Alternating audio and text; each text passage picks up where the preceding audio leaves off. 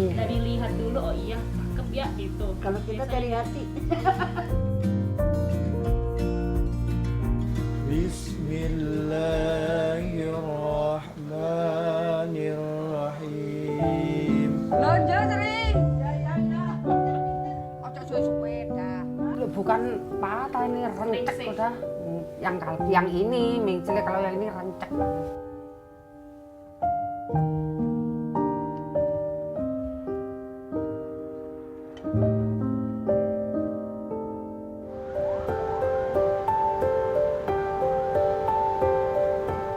Nenek, mana yang nenek rasakan sakit nih? Yang mana yang sakit? Sehari nggak mesti makan gitu. Kenapa kamu yang nggak makan?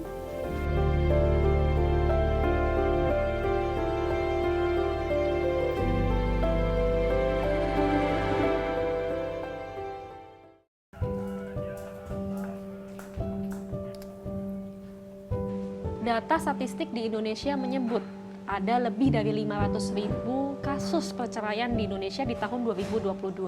Angka ini sudah meningkat lebih dari 15% dibandingkan dengan tahun sebelumnya. Rata-rata penyebabnya adalah perselisihan dan juga pertengkaran. Sungguh sebuah hal yang sangat memprihatinkan. Tapi di tengah carut-marut hidup rumah tangga, masih ada mereka yang kisahnya justru bisa menjadi inspirasi bagi kita. Kami merangkum kisah pasangan suami istri yang di dalam keterbatasan justru saling menguatkan satu sama lain. Inilah kisah mereka, janji setia, belahan jiwa.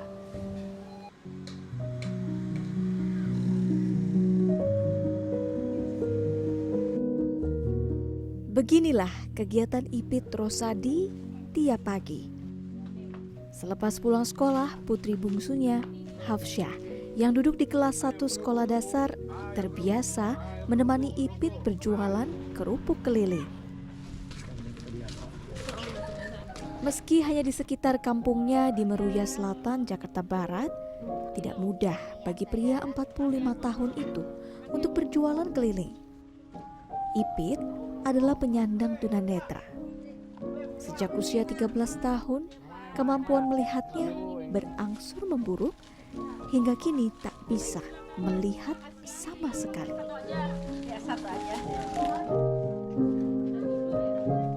Awalnya Ipit tak bisa menerima kondisinya. Namun ia perlahan bangkit dan terus menggali keterampilan. Berjualan kerupuk menjadi salah satu sumber penghasilannya untuk menghidupi keluarga. Satu bungkus kerupuk ikan tenggiri milik Ipit dijual dengan harga Rp20.000. Dalam satu hari, 2-3 bungkus kerupuk miliknya laku terjual. Jika sedang beruntung, ia mendapat banyak pesanan dalam jumlah besar. Beberapa orang baik bahkan memberinya uang lebih saat membeli kerupuk tanpa meminta kembalian.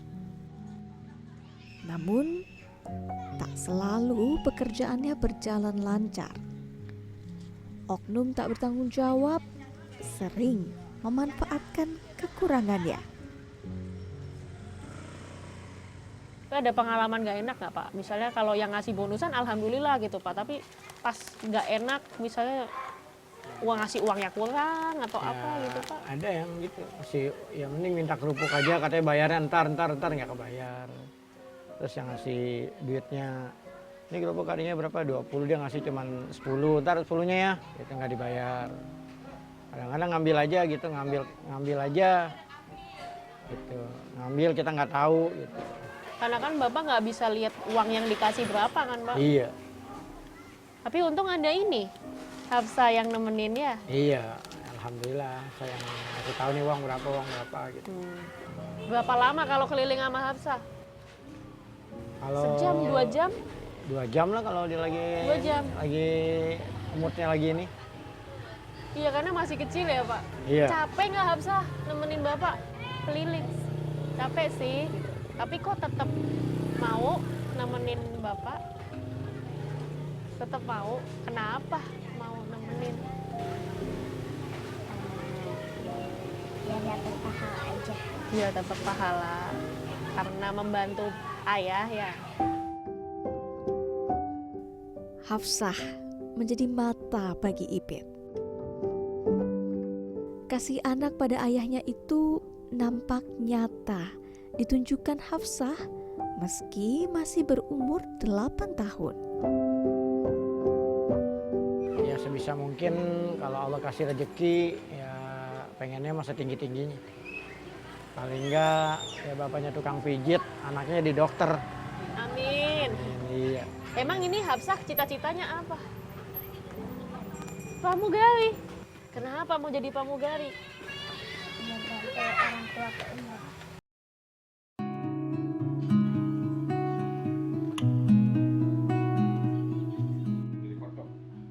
Di rumah orang tua, Ipit tinggal bersama kedua putrinya, Inayah dan Hafsah, serta istrinya, Poniem, yang juga penyandang tunanetra. Namun pasangan suami istri ini telah terbiasa hidup mandiri.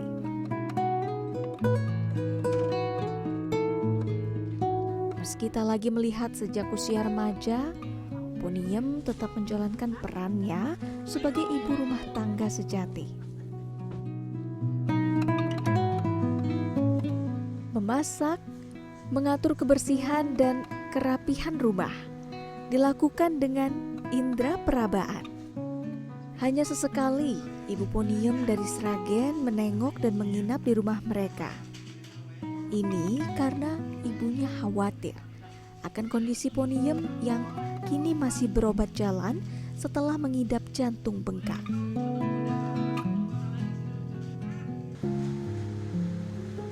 Tak hanya mengurus rumah tangga, Poniem dan Ipit hadir satu sama lain, saling melengkapi.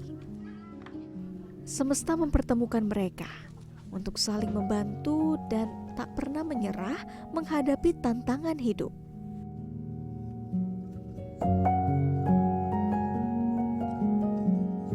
Terus di situ saya punya kenalan itu ngajakin ke majelis taklim di Bekasi. Nah, nggak taunya dia pengurusnya dia. Pengurusnya Bapak? Terus habis itu dia biasa pendataan peserta baru gitu, anggota baru. Nah di situ aku kenal dia. Kalau kata orang itu cinta itu dari mata gitu Pak. Iya. Dari lihat dulu, oh iya cakep ya gitu. Kalau kita Biasanya dari gitu. hati. Kalau kita dari Langsung ya, Bu? hati. Dari hati ke mata.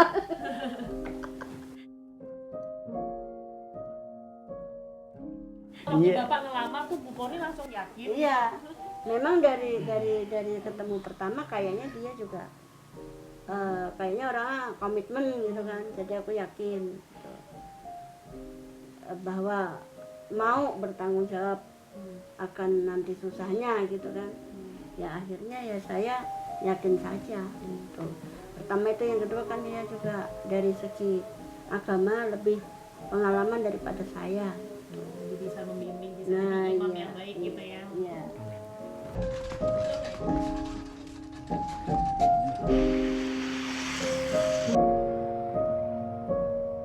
Iya, nggak apa-apa.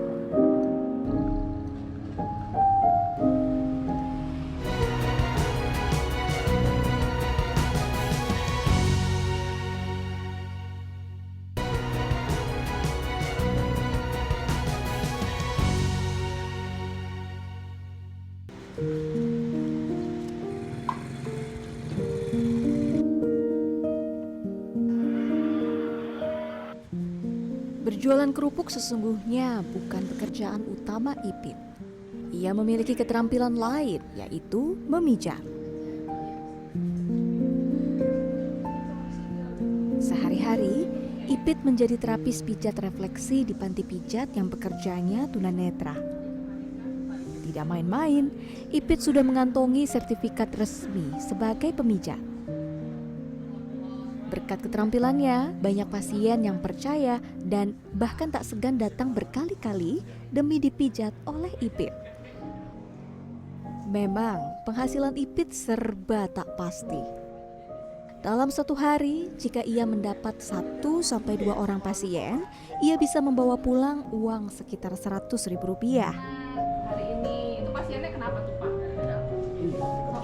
Ini belum termasuk ongkos ojek yang harus ia tanggung untuk menempuh perjalanan dari rumahnya menuju ke klinik panti pijat yang berjarak lebih dari 7 km. Namun, Ipit bersungguh-sungguh menggeluti profesinya ini. Kalau saya tuh dengar ceritanya Pak Ipit ya, saya tuh pokoknya dia tuh perjuangannya itu loh, perjuangan hidupnya itu yang memang ya sangat sulit dia Bu ya. Jadi mungkin saya dalam kondisi dia saya nggak tahu juga mau kemana gitu arahnya. Dia tuh teguh ya, tangguh gigih gitu sampai akhirnya bisa ya mungkin nggak bisa menjadi di organisasi salut gitu loh, di organisasi juga aktif gitu kan beliau tuh. Ipit memang tak bisa melihat dunia, tapi hatinya seluas samudra. Ia tidak mau berdiam diri, apalagi dikasihani. Justru, Ipit bangkit dari masa-masa sulitnya dan berbagi untuk kaum yang senasib dengannya. Ia aktif dalam Ikatan Tunanetra Muslim Indonesia, bahkan menjabat sebagai ketua. Dalam organisasi itu mereka sering berkumpul, berbagi ilmu agama, terlebih membaca Al-Quran Braille huruf khusus tunanetra. Ya, yang pertama, jadilah diri kita sendiri, gitu. Jangan jadi diri orang lain. Berusahalah terus bergaul, gitu. Terus mencari-cari ya walaupun kita begini, walaupun kita tidak melihat, tapi kita punya keterampilan. Masa-masa sulit, semua orang pasti ngerasain, gitu. Tapi kalau kita bisa, yang pertama, itu tadi gimana? Kalau saya ya prinsip saya, satu, dekatkan diri sama yang di atas. Ya, berusahalah berbuat baik pada orang lain. Itu yang sering saya lakuin.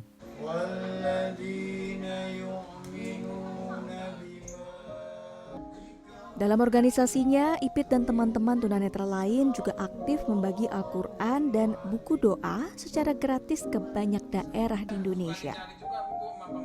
Ipit ingin orang-orang yang sama sepertinya tidak pantang menyerah, karena masa depan akan tetap cerah bagi mereka yang tak kenal lelah. Menerima kekurangan diri bukan hal yang mudah, tetapi justru itu bisa menjadi kunci untuk bangkit dan bahkan bisa menjadi motivasi bagi kaum disabilitas lainnya. Sama seperti yang dilakukan Pak Ipit dan juga istrinya. Kisah selanjutnya masih tentang janji setia pasangan suami istri yang meskipun dalam keterbatasan berjanji untuk saling menemani dalam suka maupun duka.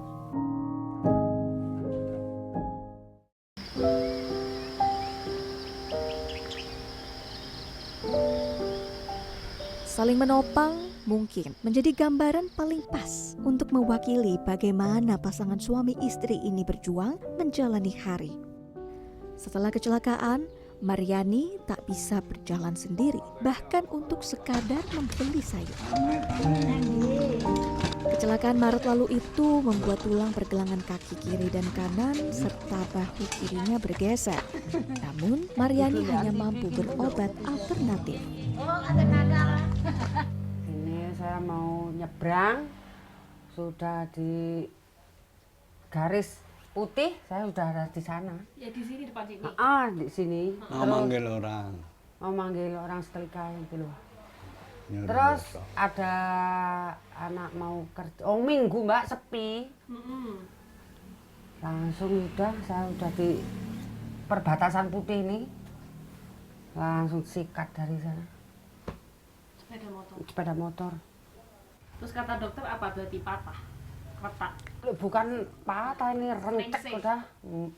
Yang ini mengsel, kalau yang ini rencek udah. Lonjo sering. Hashim sang suami yang setia menemani. Dengan kursi roda pemberian yayasan sosial setempat, Hashim mengantar Maryani untuk berbelanja di penjual sayur dekat rumah. Gerakan Hashim juga harus serba hati-hati sebab ia menderita Parkinson.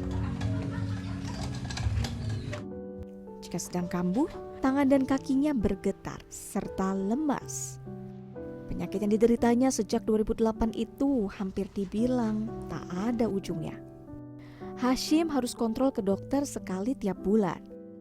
Namun sejak Maryani sakit dan tak ada yang menemaninya berobat, Hashim hanya rutin minum obat yang bisa meminimalisir penyakitnya. Tadi pagi kan Enak. enakan, itu berarti sering kambuh-kambuh gitu berarti Pak memang? Ya, kalau misalkan jam 7 minum obat, nanti enaknya jam 8 sampai setengah 10 itu baru merasakan enak. Terus nggak punya tenaga, hilang lagi seperti ini. Nanti ya minum obat siang ya begitu lagi.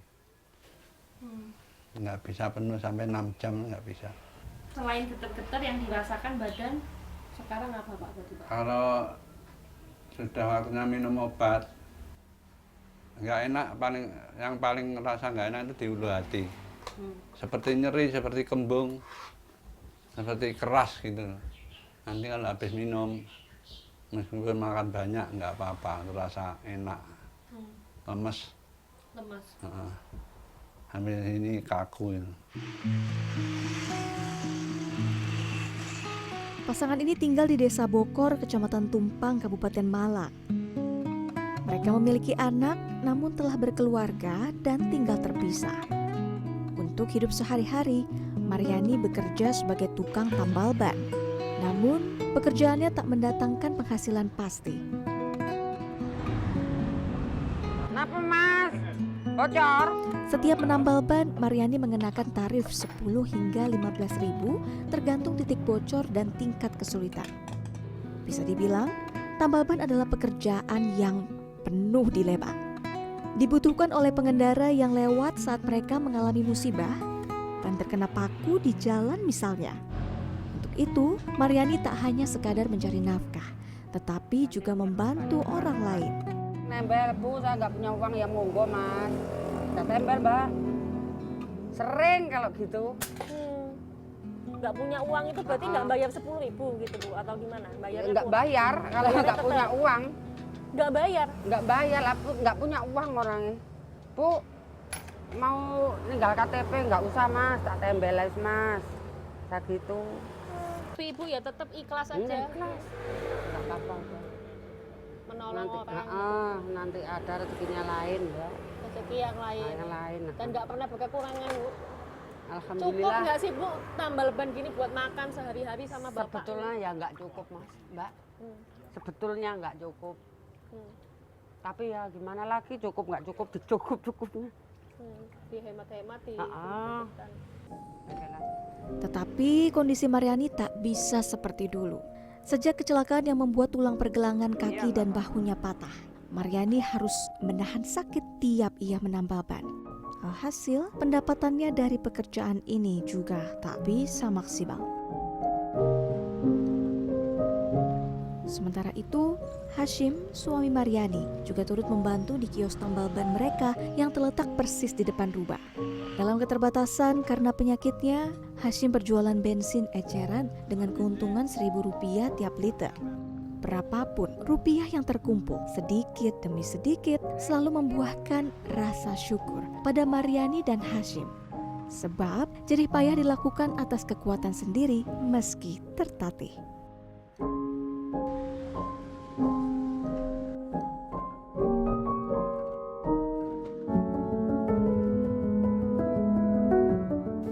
Sebenarnya cukup kalau buat makan kalau bisa. Cuman keadaan kedua-keduanya sakit semua gini ya, menerima apa adanya lah.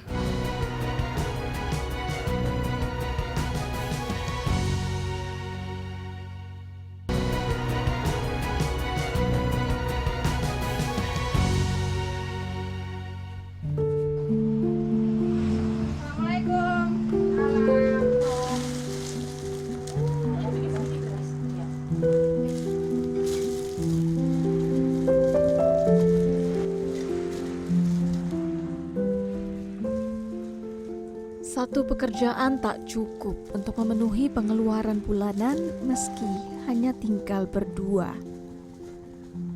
Maryani terbiasa menjadi buruh pembungkus permen di perusahaan rumahan dekat tempat tinggal mereka. Dari pekerjaan itu, Maryani mendapat upah Rp1.000 per kilogram permen yang dibungkus. Jika bekerja seharian, Maryani paling banyak bisa mengerjakan hingga 10 kilogram permen. Penghasilan tambahan ini meski tak seberapa, paling tidak bisa menutup kebutuhan rumah. Namun, gerak Maryani kini terbatas.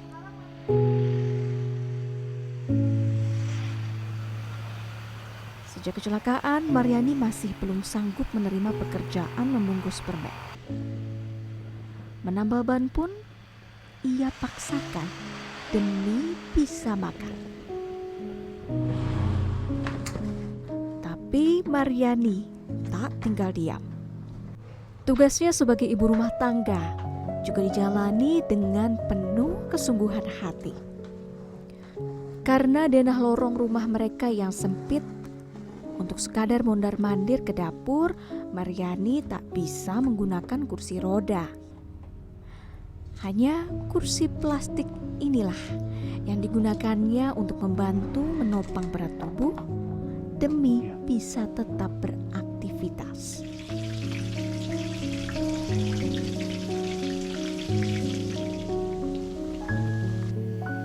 Kaki Maryani boleh jadi tak lagi kuat, tapi tangannya tetap cekatan meramu menu makan siang dengan penuh cinta.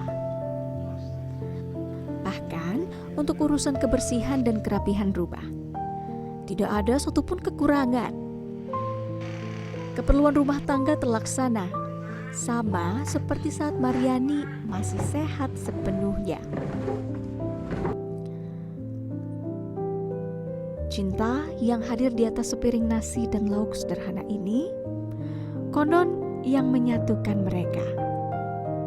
Sebelum sakit, Hashim bekerja sebagai buruh di kota kelahirannya, Kediri, dan bertemu Maryani yang bekerja sebagai petugas kantin di pabrik tempat Hashim bekerja. Kata orang Jawa kan jalanan saka kulino, ya itu aja. Kan kelihatan kita mau sama dia, dia sama kita kan kita yang tahu. Kenalan lah di Ya, situ. guyon-guyon. Terus akhirnya dilamar langsung. Iya.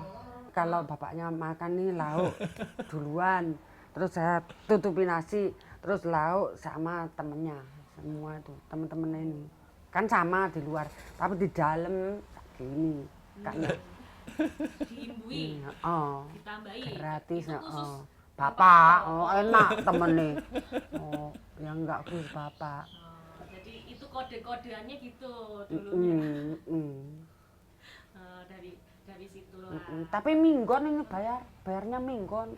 Kadang kurang kalau temennya lunas, kalau ini kurang 50, kurang 25 sering nggak nyaur. Nggak tahu. Tapi justru itu yang bikin inget, bukannya sengaja ya Pak ya, strategi itu biar inget nek punya utang itu kan inget gitu. Terus sampai sekarang lah akhirnya, kalau nggak gitu nggak ketemu ya Bu.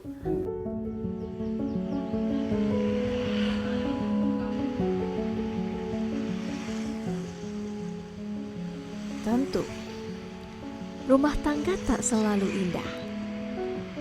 Kerikil tantangan tersebar, namun keduanya saling menguatkan. Cobaan berupa sakit fisik dan keterbatasan ekonomi tak lantas mengurungkan semangat Maryani dan Hashim. Selagi kekuatan masih ada di badan, mereka ingin berjuang tanpa merepotkan anak ataupun sanak keluarga lain. Lebih dari perasaan itu, ada harapan besar dalam hati Maryani dan Hashim untuk bisa sembuh dan bisa beraktivitas kembali normal. Kalau saya sendiri ada, terutama kalau saya sembuh dulu dari penyakit ini. Yang kedua nanti jualan di depan ini, kalau sudah sehat kan bisa kerja sendiri, cari nggak merepotkan ibunya, langsung tangani saya sendiri kan bisa. Enak sebenarnya cukup kalau buat makan kalau bisa. Cuman keadaannya sakit semua gini ya menerima apa adanya lah. Oh, gimana kita? Ini pun kan Tuhan, takdir Tuhan. Nggak bisa dilawan. Amin ya Pak, sehat-sehat, Terima kasih. Ya. sembuh, Ya, Bapak dan Ibu.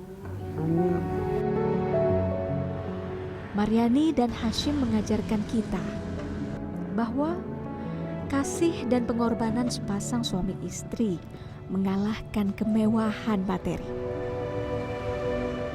Ketika tulang dan syaraf tak lagi berdaya, janji setia dua insan memampukannya untuk saling ada dalam suka dan duka.